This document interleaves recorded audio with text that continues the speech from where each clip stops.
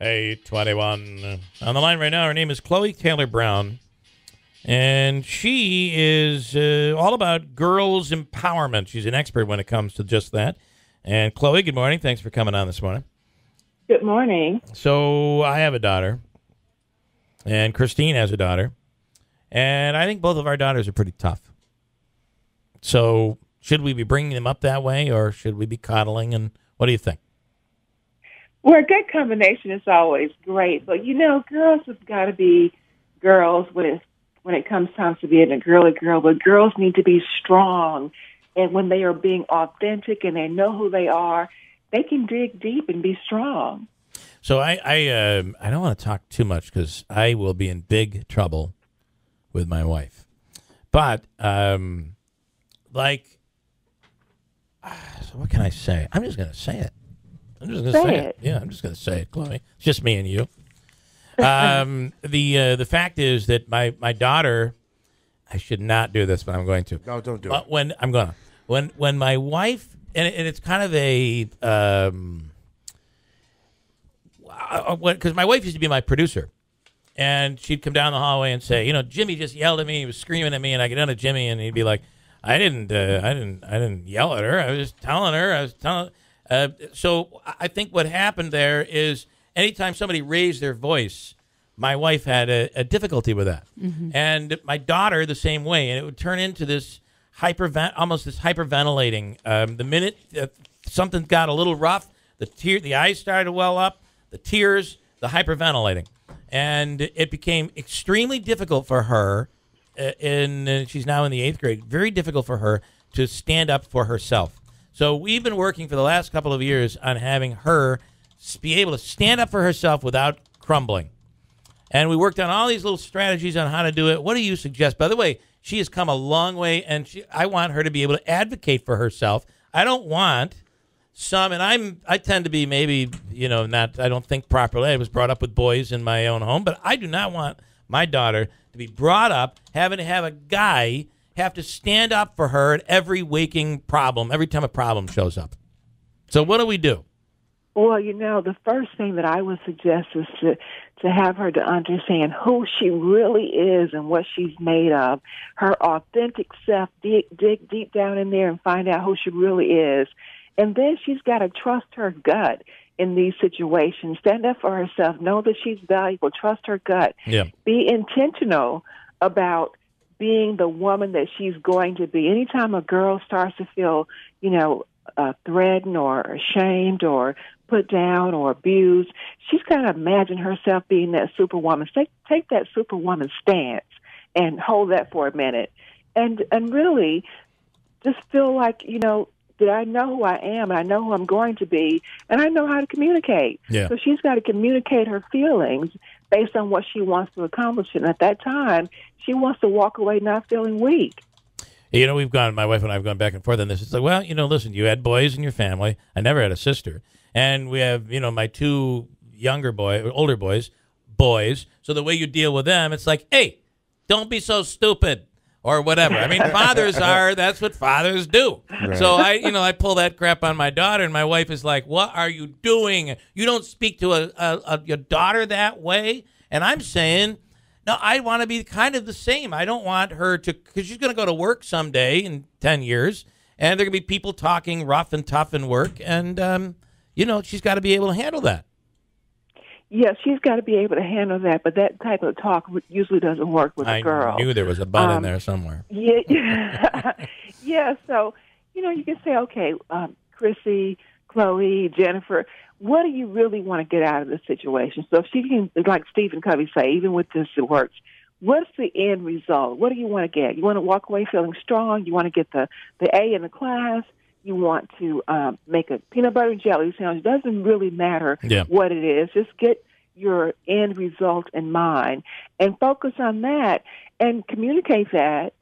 Make a decision to be strong, and then you want to try to bargain and build rapport with the bully. If you can do that, build rapport with the bully. Find something. That's probably what my wife is saying to my daughter. Just build rapport with the bully, Dad, and you'll be just fine.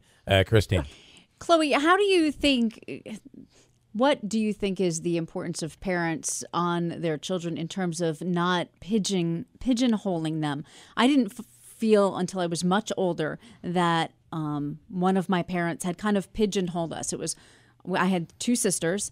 One of us was the smart one of us was the pretty one, and one of us was, the one who was kind of just going to coast along. And I think that those set expectations. You're not the third one. And I'm not the Just pretty checking. one. Oh, come on. But, no. And I'm saying this for a reason, because my mom, when I was little, and this is not, don't go, woe is me, blah, blah, blah, 'cause I'm over it. But she used to call me, her nickname for me was Ugly Bugly.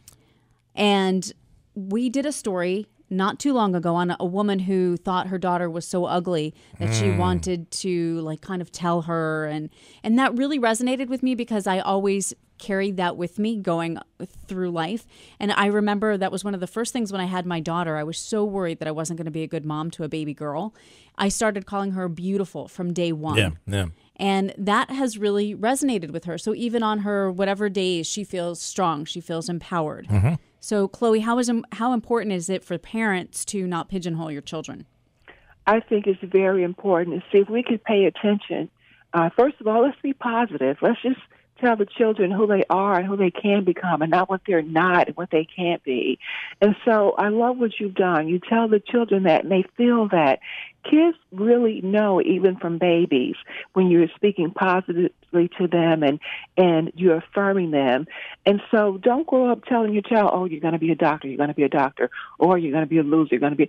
It doesn't really matter. Right. You've got to see who they are being and encourage that and expose them to a lot of different things.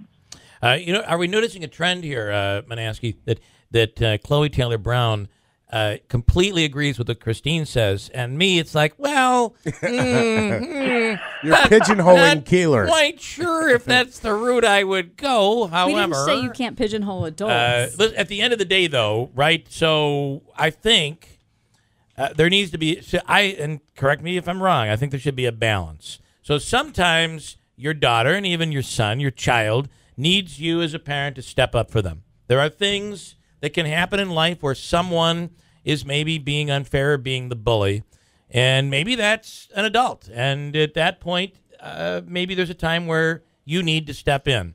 However, there also comes those very important moments, I think, where you have to leave it for your kid to go in and fix the problem themselves, right? They have to learn how to advocate for themselves, right? Yes, and the sooner they learn, the better. But, there are always times that you need to go in and advocate on behalf of your child because your child is a child. Right. I have a 16-year-old son, and you think, well, and he's 6'5", and you think he should be able to stand up for himself in any situation. Right. So, for instance, playing basketball, he was just sitting there. He'd make a mistake, his coach would take him out. So what I did was send the coach an email. I said, what are your intentions for Joshua this year?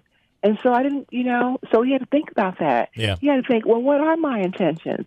Next thing I know, Josh was playing because he had to think about his intentions. You never criticized the coach for not playing him, but you kind of did a little reverse psychology there. Yeah. That's good. All right. Our poor children, God forbid, they're listening to this broadcast. That's a good idea. Josh, Grace, and Francesca. I have a rule on the coaching thing. You never get involved with playing time ever. But listen, hey. You're the expert, Chloe. Hey. So here's one other thing that I just wanted to quickly address, and that is, as men, boys, we're taught chivalry. I mean, most people are, even in this day and age, especially, I'm 50 and 51. So you're taught, you open the door, you do the right thing, you never do this to a girl, you never do. And I think what happens is you grow up believing, as a guy, you must be the protector. So, your girlfriend, your wife comes to you and there's a problem, somebody's done something. You feel like you have to stand up and fix the problem.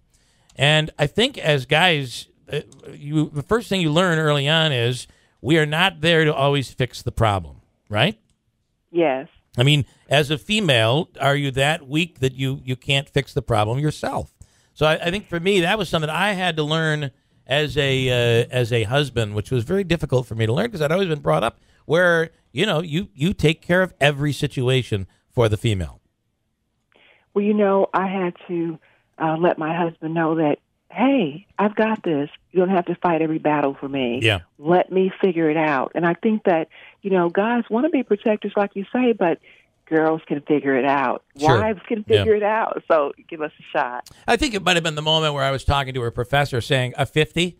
You gave her a 50 on this? How could you do that? I might have been going too far that day. Okay, that never happened. So, all right, listen, so how do people follow you there, Chloe Taylor Brown? Well, first off, all of these things that we're talking about, you can find out in my book for girls and young women. It's called Girl Swag, and it's about personal excellence and development. You can get that book anywhere books are sold, but you can always connect with me at thechloeexperience.com, and that's experience with an X, thechloeexperience.com. Got it. Okay. Chloe, appreciate it. Thanks. We'll talk to you again. Thank you. Thank you. I want to go to Evan Brown in 1 minute. I got to take a 1 minute break, and he has the latest going on with this Donald Trump aide, which has been charged with misdemeanor battery. What's coming out of that? Hold tight. We'll come right back from Fox News reporter Evan Brown coming up next on WIBX.